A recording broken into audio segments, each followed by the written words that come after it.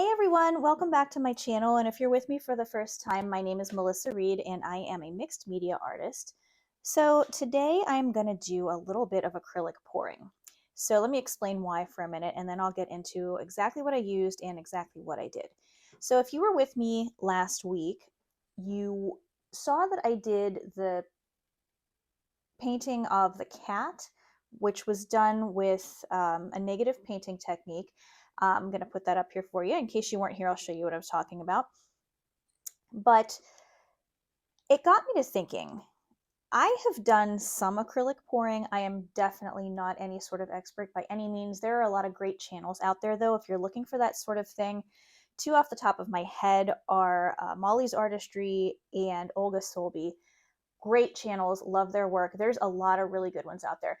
I've done a little bit of this, but for my purposes, for the projects that I have in mind coming up, I'm not really looking for a bunch of different techniques. What I'm looking for is to get a really highly detailed background with multiple colors, and I'm going to do some more of that negative painting, but over top of the acrylic pours. So going into this, I really didn't have much of a plan other than some color schemes. I know I wanted some bright colors, but I also wanted to do one that was a little bit more subdued. So that's what I did. Most of the colors that I used were these Deco Art ready to pour fluid art acrylic paints. I got these at Michael's. They were about $6 a piece, I believe. If I can find links for them, I will put them in the description. I've got several different colors here: tropical blue, purple neon, lemon, true red, vivid orange, and I've got a rose gold metallic. I also used just jet black, and then I had some of this Artist's Loft soft body acrylic paint in white. This is pretty good to use. I didn't have a white in the fluid. I added water. I added water to all of them, but I added a lot more to this because it was thicker. And I also used some craft paints that I had as well. This is Seafoam Ceram Coat. I think I got this on clearance for a couple of bucks. This is that really cheap craft paint that you can find just about anywhere.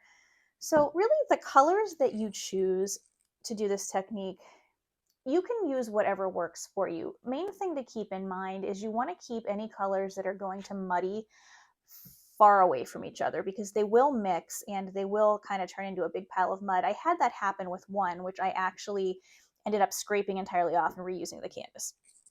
But that is what I did with these. Now, when I mixed these colors, I mixed just water and paint, and I put a drop of silicone. Well, it was supposed to be a drop. My eyedropper was a little crazy, so it ended up being like more like 2 or 3 drops in each one, and I was using little Dixie cups, so it was definitely overkill, but it really didn't affect the outcome in any kind of negative way. That I got at Michael's too. You could certainly use, if you have some sort of silicone around the house, even like WD-40, you could put a little bit in there. And then when I got done with everything, I just cleaned the surface off because I'm going to want to attach other things to it, and that silicone is going to act as a resist if I want to do any painting or anything. So I wiped it off with first a dry paper towel, then a wet paper towel, and then I actually sprayed a little bit of Windex on a paper towel and took it over the top. It didn't damage the paint at all, and it made them nice and clean. So that is what I am doing this week, and I wanted to do this all in one video, but if you've done any acrylic pouring, you know how long those can take to dry. The pieces that I did for this video that I'm going to show you coming up here actually took me about 2 whole days to get completely dry. So I figured I would do the pouring part first, and then in upcoming videos, we would do the rest of it. So I hope you stick around to see the results from those as well. I don't even know what they're going to look like yet. They're just an idea in my head. But I hope you enjoyed today's video, and if you have any questions or tips, please put them in the comment section. Let's get started.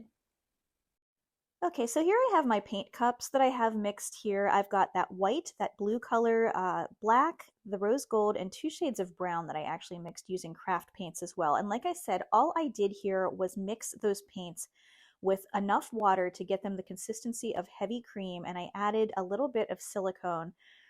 1 drop is ideal for that amount, but like I said before, I added probably about 2 or 3 because the eyedropper was out of control. Now I'm just going in and alternating between the colors there. I'm trying to just do a random pattern. None of these colors are really going to muddy that much when I mix them. so I don't have to worry too much about that.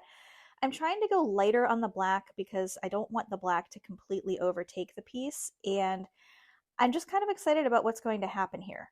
So as you can see, I am reusing an old canvas that I didn't really like, and this is a great way to reuse something rather than throwing it away. I just paint on top of it. Usually I'll gesso first, but because we're doing a pretty thick layer of paint, I didn't need to. And I'm just pouring that paint on top of there.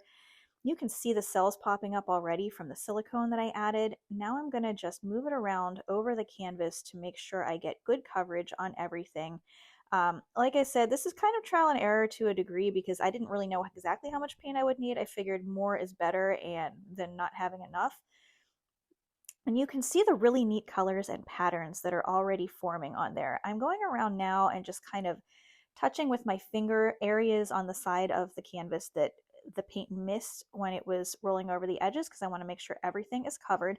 I may end up painting the sides of this, but I also may just let them go the way they are. So I haven't decided yet. I'll take you in for a close-up shot of all of those really cool cells. I just love this color combination. That is amazing.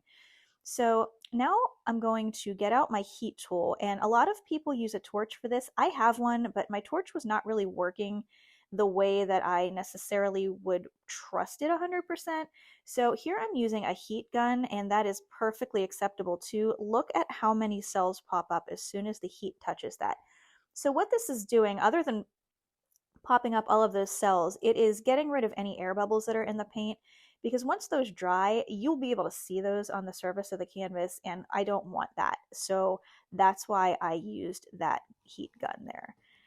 Okay, so I'm going on to my second piece here. You can see that canvas has been well loved too. That was actually the one that I was talking about in the intro that I used and ended up with a big muddy mess. It was just not going the way I wanted it. I used too many oranges and blues together, and that's definitely a no-no because those are opposites on the color wheel and will turn to mud if mixed. So I decided to just scrape it off. Now, I didn't even let that canvas dry when I scraped it off. I could have wiped it with a paper towel, but I thought it might actually be interesting just to see if any of those colors popped through. Again, this was all sort of a big experiment. Didn't really know what I wanted to happen here. And worst case scenario, I scrape it off again or use it for a different purpose. But in this one, I'm using some of the pinks and blues and black and white, and I'm just trying to get a different color scheme from the last one. It was very subdued with all of those blacks and browns and grays. This one I want to have a little bit brighter. I'm hoping to get a lot of cell action on this one and some really bright colors so that I can possibly use this one for some of the negative painting techniques that I was thinking about. But again, I don't really know what I will end up doing with this. That's the idea right now. Once I get started, it might morph into something else. That's the beauty of intuitive art. You never really know what's going to happen until you start making it happen. So I'm just going to finish pouring this paint into the cups here. You can see the cells forming actually in the cup as you're pouring them, and that's due to the silicone does that as well as different densities of the paints. Some of them are a little thicker than others because I didn't really measure anything here. I just kind of was winging it. So that one, I am just flipping that cup over and seeing what happens there. The cell formation is instantaneous, and I'm really liking those colors so far too. I'm really liking the way this one is looking. That pink is such a nice pop in there. I think what's probably going to happen though is it's going to mix with some of that white and become much lighter than it appears right now. But that's okay because again, I was just kind of going for whatever happened, and it'll just be a test from there. I'm kind of learning as I go with this process.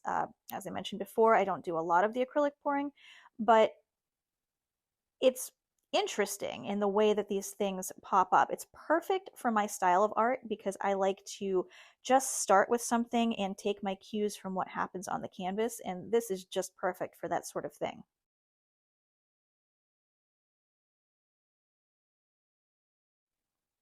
Watch what happens when I pull my heat gun out again. It's like magic. This is my favorite part of it. So I'm going to just go ahead and start rolling over that with the heat, and you're going to see these cells just come to life right before your eyes. It's such a fun part of the process.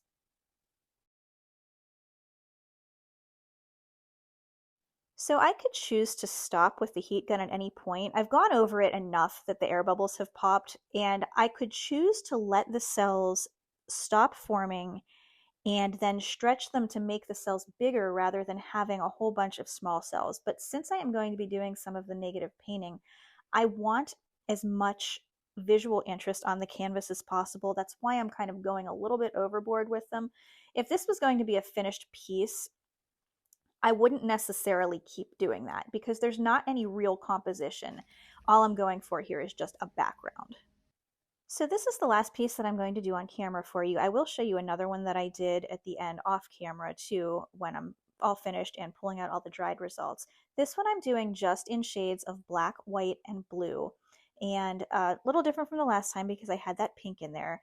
I did one in this color combination one other time and I really liked it. It was really heavy on the black and all of the other colors were popping up through the black, so I tried to recreate that, but I didn't get the exact results that I was looking for, but I do really like the way that it turned out anyway. Excuse me. So I'm going to go ahead and actually do this in a different way. I am going to lift up the canvas once I get all of my paint in there and place it over top of the cup and flip everything over as one solid unit. And then I'm going to end up removing the cup from the top of the canvas. You can poke a hole in it there and the cup will slide around the canvas. I believe they call that a traveling cup pour. But when I did it the last time, this was the result that I got with all of the black and white cells. It looked almost like spacey and it was really cool. And I'm kind of getting that again, but I did end up losing a lot of the black when I stretched everything to get coverage of everything on the canvas. But look at that bottom left-hand corner. All those little cells that were there a second ago that I just lost, those were really cool, and I really like the way those looked. But that color scheme is really neat. Some of those cells did stretch really large there, and watch, once again, as I pull my heat gun out to get all of those cells popping out.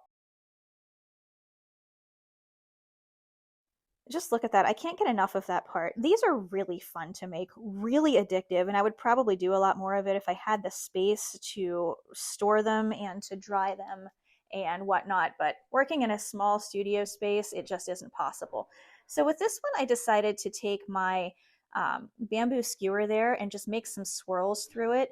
And I love it so much. I love the way that turned out. Look at them, they're absolutely beautiful. Sadly though, and I'll show you this at the end, I think that when I was allowing this one to dry, it wasn't on a flat enough surface and everything kind of shifted off to one side. So I lost the majority of those little swirls, but it still ended up turning into a pretty cool pattern. But look at that, I just love the way that looks.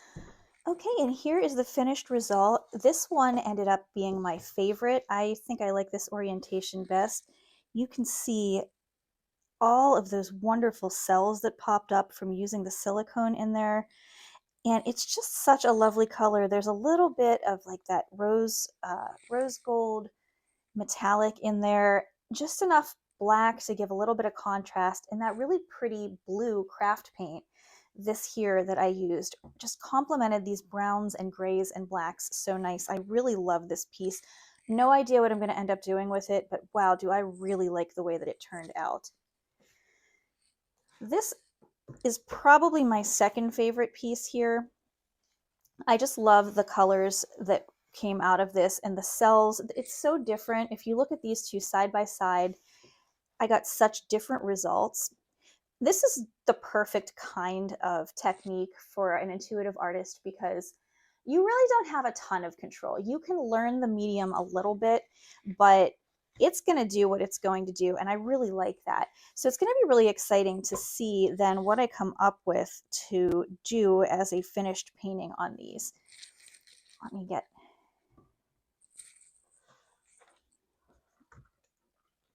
This is the third one I ended up with, excuse me. This is the one that I swirled with the bamboo skewer, and it looks to me like my drying surface for this one wasn't completely flat because it did shift a little bit, but I really like the way that looks. You can see some of the swirls that I put in there, but as a whole, everything shifted over to the side, but it gave it such nice movement and flow, almost like water, which of course the colors really mimic that too. So I'm very pleased with this one. And then off camera, actually for my short video for this week, if you haven't had a chance to watch, go ahead and check that out. Let me zoom in a little bit for you here. I used the yellow, the orange, and the red with just a little bit of black in it. I'll bring that up so you can really see it. Now, I have not varnished these with anything yet. These do have a little bit of a natural sheen to them, as you can see here. I will probably put an acrylic clear coat of some sort over these when they're completely finished. But like I said before, don't know what I'm going to do yet. So with this one, you can see here, I used that bamboo skewer and I went in and I did more swirls, and this one dried flat. So those swirls made it through the drying process. But I am very pleased with the way these turned out. Definitely would like to do more of the acrylic pouring. If I can come up with some more projects to do with it, I will. My issue with it, and it's not really an issue, it's just a personal preference thing. Every time I see an acrylic pour, I always think, that's really cool. What else could I do with that? So it's a great challenge to place on yourself if you like doing the pouring but want to take it a step further. I would love to hear what everybody comes up with for their own projects that they do with these. If you've done this before, if you've done something different and creative and feel like sharing, that would be awesome. But yeah, that's going to do it for today. I will be back next week, and I'm going to pick one of these to do something creative with. I don't know what that will be. We will come up with something really cool. Here's everything one more time. And thank you all for hanging out with me again this week. I really appreciate each and every one of you. If you haven't had a chance to subscribe yet, do me a favor and click that subscribe button, and also give me a like if you like what you saw. I really appreciate it. It helps out my channel a lot. And YouTube does not do a great job of pushing videos. For some reason, if you would be so kind as to hit the bell notification, then you'll know when I put out a video, which is every Friday at 10 a.m. Eastern time. And I do short videos here and there as well, not as regimented. But hey, thanks again, and I hope you all have a great week.